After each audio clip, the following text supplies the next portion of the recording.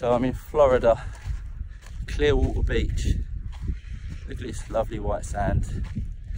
And I thought I'll just get my camera out and give you 3 simple steps to getting a ripped physique. Very simple. Once you do these 3 steps with consistency and commitment, you're going to see incredible results.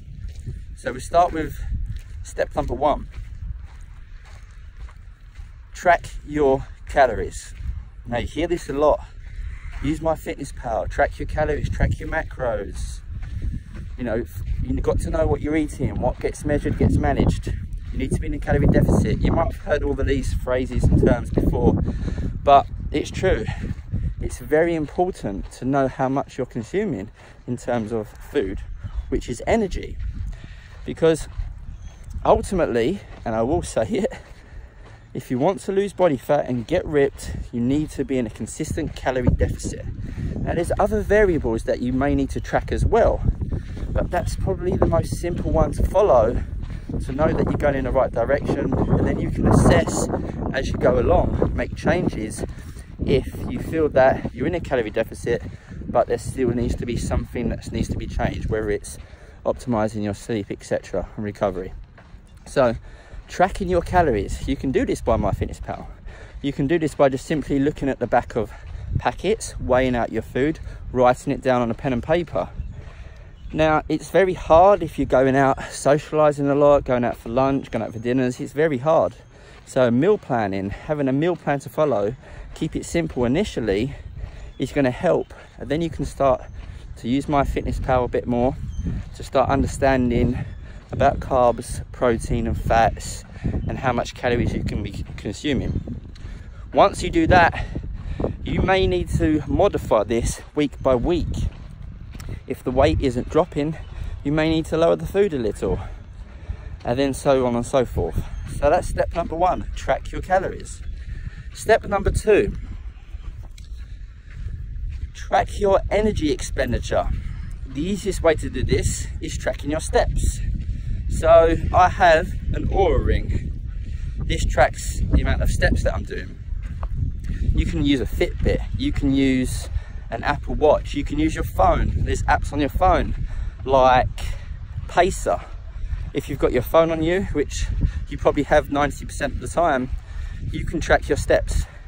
This is going to tell you roughly how many calories you're burning. Now, I wouldn't get into deep about how many calories you're burning, because it's very hard to track that, because you're burning calories while standing, while doing nothing at all, while you're exercising. So focus on just getting consistent steps in. Set yourself a target, 8,000, 9,000, 10,000. Try to keep consistent, or just track it over the week, and then you can kind of get a rough estimate of how much activity you're doing. Obviously you may have to do some cardio, which is other energy expenditure, but focus on just your activity, which is your NEAT levels, like steps.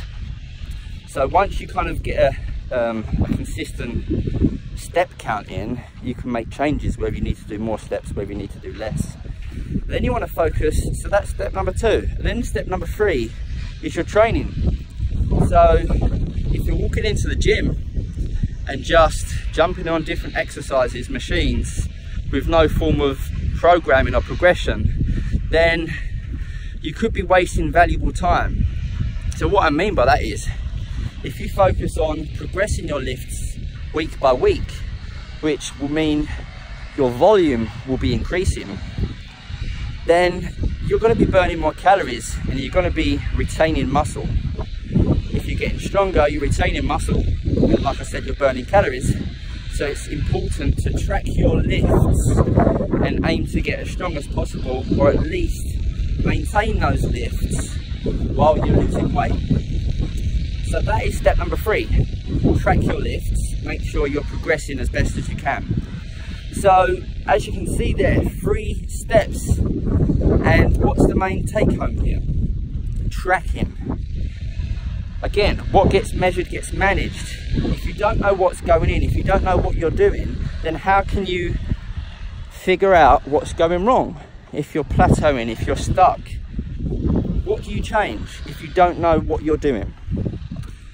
When you get people that just guessing is going to get you confused. It's going to get you frustrated.